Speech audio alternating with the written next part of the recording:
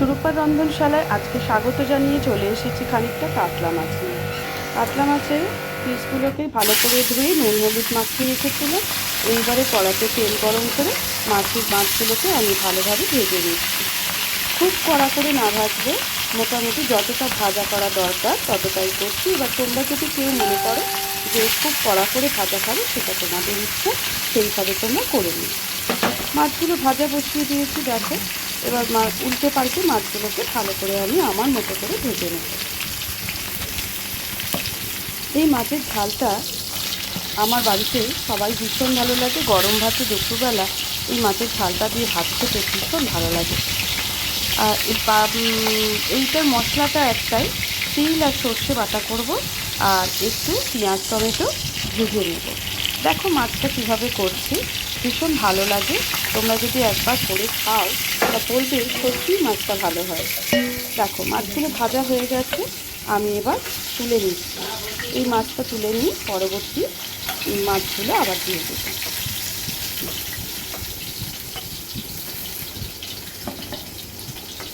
মাছগুলো ভাজা হয়ে গেছে, এইবারে আমি পরবর্তী মাছগুলো একে একে সাজিয়ে দিচ্ছি। এবারে একেবারেই সব মাছগুলো ভাবছি দিয়ে দেবো।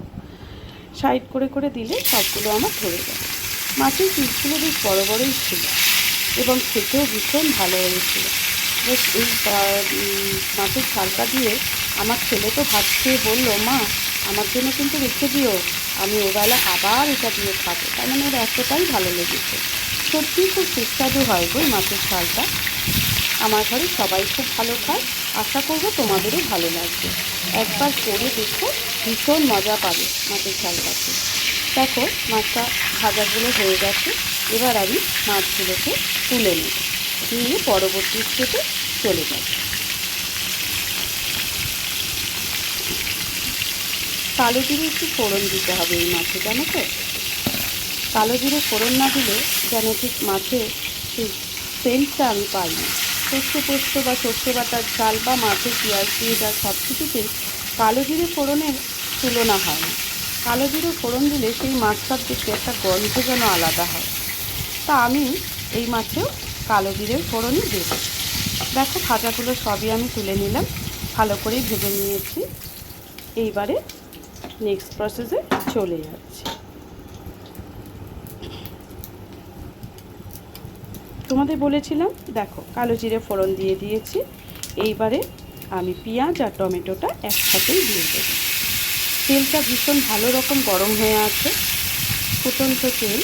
এবার পেঁয়াজ আর টমেটোটাকে কালো জিরের সাথে ভালো করে নেড়ে চেড়ে নেব।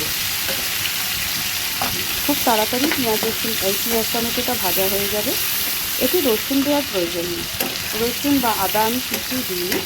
এটা ভালো করে পেঁয়াজ আর টমেটোটা কালো জিরের সঙ্গে ভেজে নিই। একটা প্লেটের মধ্যে আমি খানিকটা হলুদ, যতটা আমার পরিমাণ লাগবে, তোমরা যতটা মাছ নেবে সেই পরিমাণে হলুদ আর কাশ্মীরি লঙ্কার গুঁড়ো আমি নিয়েছি। আমি কিন্তু ঝাল লঙ্কা দিইনি। কাশ্মীরি লঙ্কার গুঁড়ো, হলুদ আর নুনটা, পেঁয়াজটা ভাজা হয়ে গেলে ওর মধ্যে দিয়ে আমি কষতে থাকবো। সামান্য একটু জল দিয়ে করতে হবে, না হলে মশলাগুলো তেলেতে পুড়ে যাবে। দেখো মোটামুটি পেঁয়াজের রঙটা কিন্তু চেঞ্জ হয়েই এসেছে, আর বেশিক্ষণ লাগবে না, হয়ে গেছে। এবারে আমি মশলাগুলো দিয়ে দিলাম। বিশেষ কিছু মশলা নেই, হলুদ লঙ্কা আর নুন। এবার ভালো করে সব কিছুর সঙ্গে মশলাগুলোকে মিশিয়ে নিয়ে একটু ভালো করে কষে নিতে হবে। দেখবে কালার সুন্দর হলে সেই রান্নাটা যেন মনে হয় খাওয়ার জন্য যেন বেশি ইচ্ছা করে, যে বাহ খুব সুন্দর রং হয়েছে। তো কথাতেই বলো, পেহলে দর্শনদারি পিছে গুন্ডি করে। দেখো দেখতে সুন্দর হলে সব কিছুই যেন মনে হয় একটু খেয়ে টেস্ট করে দেখি যে এটা কেমন হয়েছে। রঙটা ভীষণ সুন্দর হয়েছে, কাশ্মীরি লঙ্কা পড়লে সত্যিই রঙটা পাল্টে যায়। এবার এর মধ্যে বেটে রাখা তিল আর সর্ষে আমি বেটে নিয়েছি একসাথে। যার যতটা মাছ সেইভাবে তিল আর সর্ষে দেবে। আমি এতে 4 চামচ তিল দিয়েছি আর 1 চামচ সর্ষে দিয়েছি। টেস্টের জন্য। সর্ষেটা আমি খুবই কম দিই, আর এই গরমে যত সর্ষে কম খাবো ততই ভালো। এবার এতে আরেকটু জল দিয়ে দেবো, দিয়ে ফুটে উঠলে মাছগুলোকেও আমি দিয়ে দেবো। একটু ফুটে ওঠার জন্য আমাদের একটু অপেক্ষা করতে হবে। তার সাথে গোটা গোটা কাঁচা লঙ্কা ফেলে দিচ্ছি, যাতে সেটা সিদ্ধ হয়ে রসে ডুবু হবে, নরম হবে।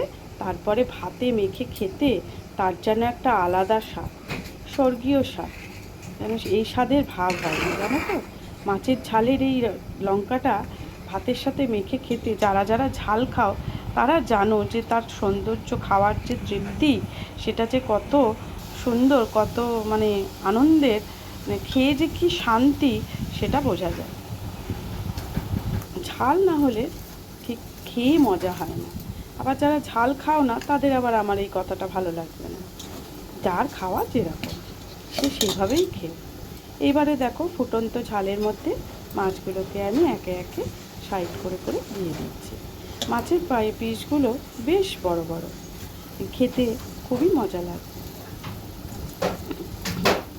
দেখো সব মাছগুলোই আস্তে আস্তে ঝোলের মধ্যে চুবিয়ে দেবে।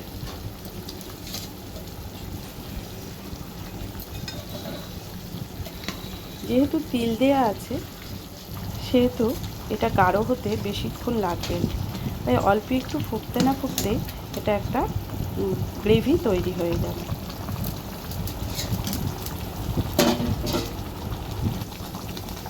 প্রত্যেকটা মাছে যে অংশগুলো একটু বেরিয়ে আছে তার মধ্যে একটু ঝোল তুলে তুলে ওর মধ্যে দিয়ে দিচ্ছি, তাতে মাছগুলোর মধ্যে ঝোলগুলো একটু কিছুক্ষণ থাকার পর ঝোলগুলো টেনে নেবে এবং সেটা খেতেও সুস্বাদু হবে।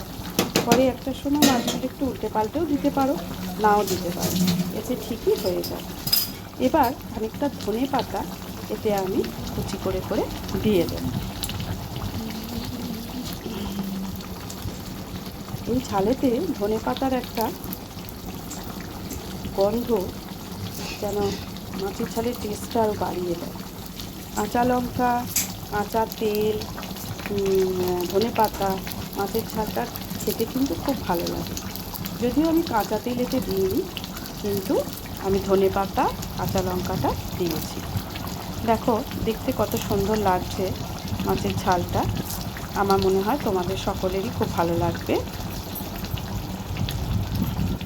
তোমরা কিন্তু অবশ্যই এই মাছের ঝালটা করে একবার খেয়ে দেখো। ভীষণ সুন্দর মাছের ঝালটা হয়েছিল এবং আমরা খুব তৃপ্তি করে খেয়েছি। আশা করি তোমাদেরও খুব ভালো লাগবে। তাহলে আজকে ভিডিওটা কেমন লাগলো আমাকে কিন্তু অবশ্যই তোমরা জানাবে, এবং তোমরা নিশ্চয়ই এই মাছের ঝালটা করে একদিন খাবে, খেয়ে আমাকে জানাবে কেমন খেলে। কেমন?